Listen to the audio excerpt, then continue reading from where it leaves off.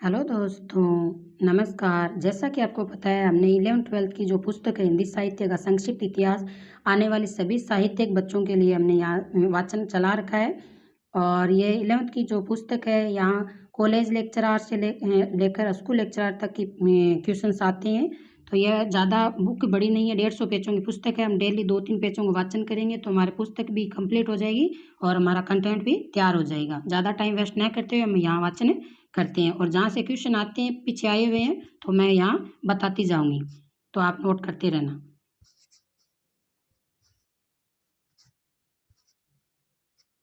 हाँ हाँ, हिंदी साहित्य का इतिहास स्रोत है, में पढ़ेंगे स्रोत, ठीक है, ना कि स्रोत। ये बोलता स्रोत बोलते हैं इसको। इतिहास सदैव साक्ष्य की खोज करता है। इतिहास किसकी खोज करता है? साक्ष्य की खोज करता है। यह प्रमाणित साक्ष्य प्राप्त होने पर आगे बढ़ता है। यही उनका आधार सामग्री होती है। सामग्री, ठीक है। शुद्ध शब्दों पे भी ध्यान देना, जो जो शब्द, क्योंकि साथ साथ पढ़ते जाएंगे तो तैयार होते जाएगा। व्याकरण भी। साक्ष्य दो प्रकार के होते हैं। कौन सा? पहला अंतः साक्ष्य, दूसरा बाह्य साक्ष्य। अंतः साक्ष्य अंतर्गत उपलब्ध सामग्री में आधारभूत कृतियों में ग्रंथ, कवि एवं लेखकों की फुटकल प्रकाशित एवं अप्रकाशित रचनाएं होती है। और बाह्य साक्ष्य के अंतर्गत ताम्र पत्रावली, शिलालेख, वंशावलियां, जनश्रुतियां, कहावतें, ख्यात वचनिकाएं जैसी सामग्रियां होती है। तो साक्ष्य दो प्रकार के होते हैं, एक आंतरिक और एक बाह्य। आंतरिक तो वो है कि कवि जो रचनाएं करते हैं, और बाह्य वो है जो पत्तों पे, जो शिलाओं पे हमें साहित्य लिखा हुआ मिला था। जो तत्कालीन युग के परिप्रेक्ष्य करते हैं हिंदी साहित्य के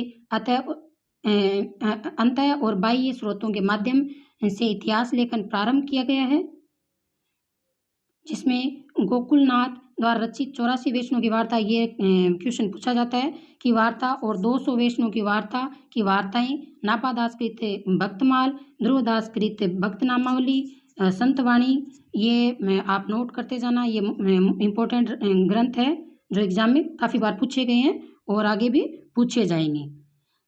और भिखारीदास कृत काव्य निर्णय, अन्य कृतियाँ कवि नामावली, मोदत रंगिनी, श्रृंगार संग्रह, हरिश्चंद्र कृत सुंदर तिलक, और माता दीन मिश्र की कवित रत्नाकर। ये पिछले बार स्कूल लेक्चर में पूछी भी गई है रचनाएं। कौन सी? हरिश्चंद्र कृत सुंदर तिलक और माता दीन की कवित रत्नाकर। कई कवियों के कविताओं का परिचय मिलता है। इस प्रकार अतः साक्ष्य प्रकाशित रचनाओं अप्रकाशित रचनाओं का संग्रह होता है।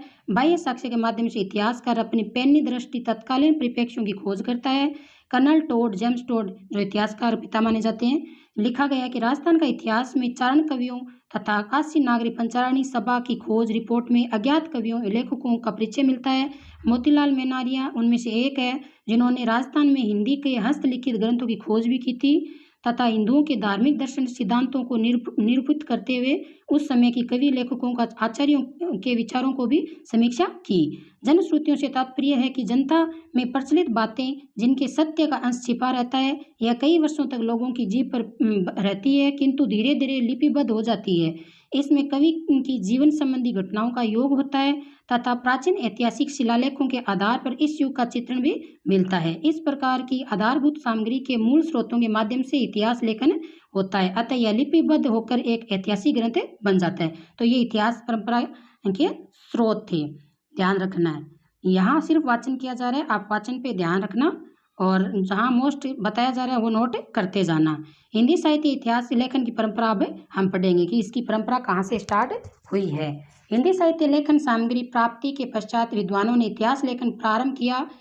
हिंदी साहित्य का प्रथम इतिहास लेखन का श्रेय फ्रेंच भाषा में लिखा गया था, और विद्वान फ्रेंची था और फ्रेंच भाषा में इन्होंने लिखा था। इनका नाम गार्सा दे तासी था, जिन्होंने फ्रेंच भाषा में लिखा था। इनका ग्रंथ का नाम है इस्तवार दे ला लिटरेयुतर एंदुस्तानी। तो ये इनका ग्रंथ है, आपको नोट कर लेना है। नाम से 1839 में प्रथम भाग में प्रकाशित हुआ था। तो दो भागों में प्रकाशित हुआ, एक तो 1839 में, दूसरा 1847 में।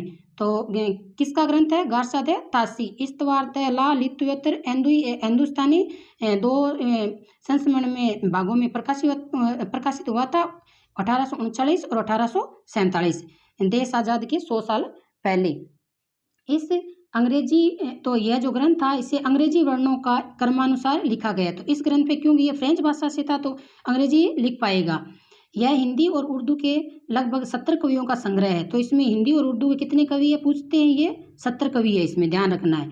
ताशी जी ने प्रथम प्रयास में कवियों की जीवनी और उसके द्वारा रचित रचनाओं का उपलब्ध विवरण प्रस्तुत किया है।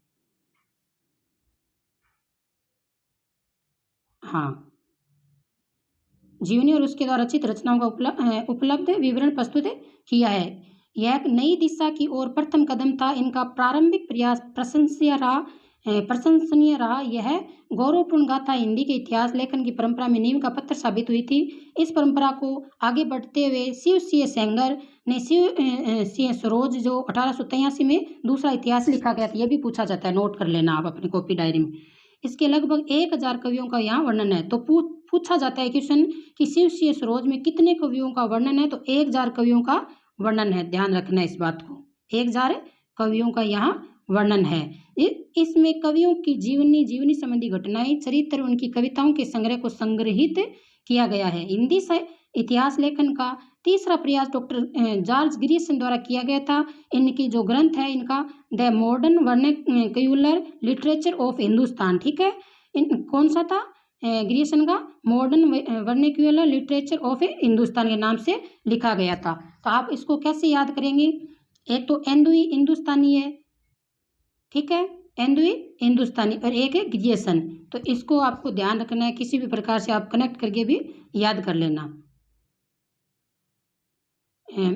यह एशियाटिक सोसाइटी ऑफ बंगाल 1888 में प्रकाशित हुआ था। तो पूछा जाता है और पूछा जाएगा कि ग्रियर्सन का जो ग्रंथ है वो कब प्रकाशित हुआ था, 1888 में, और कहाँ से प्रकाशित हुआ था, तो एशियाटिक सोसाइटी ऑफ बंगाल से प्रकाशित हुआ था। ये तीनों क्वेश्चन ध्यान में रखने हैं। इन्होंने इस इतिहास को वैज्ञानिक दृष्टि से व्यवस्थित किया था। इस प्रकार इतिहास का पहली बार लिखा गया है कि कालक्रमबद्ध इतिहास लेखन की परंपरा की शुरुआत मिस्र बंधुओं द्वारा भी की गई, लेकिन वैज्ञानिक दृष्टि से जॉर्ज ग्रियर्सन द्वारा, ठीक है। यह ग्रंथ मिस्र बंधु विनोद नाम से जाना जाता है, जो 1913 में प्रकाशित हुआ था। इसमें काल विभाजन भी किया गया, ठीक है, काल का विभाजन किया गया मिस्र बंधुओं ने। इस समय हिंदी साहित्य जगत में एक देदीप्यमान नक्षत्र का अवतरण हुआ। इनका नाम आचार्य रामचंद्र शुक्ल माना जाता है। इन्होंने हिंदी साहित्य के इतिहास में सुव्यवस्थित कालक्रम रखा। तो हिंदी साहित्य के इतिहास इनका शुक्ल जी का है, 1939। इस इतिहास को हिंदी साहित्य का प्रामाणिक ग्रंथ भी मानते हैं। किसको, हिंदी साहित्य के इसे इतिहास को।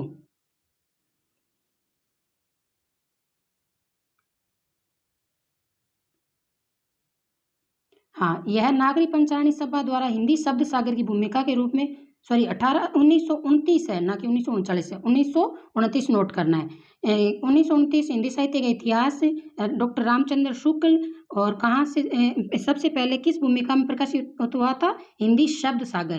तो ध्यान रखना है, और कहाँ से हुआ था, नागरी पंचारणी सभा के द्वारा प्रकाशित किया गया था। आचार्य शुक्ल ने शॉर्ट में इसको ARC कह सकते हैं। हिंदी साहित्य के इतिहास में 4 भागों में विभाजित किया था आचार्य शुक्ल ने।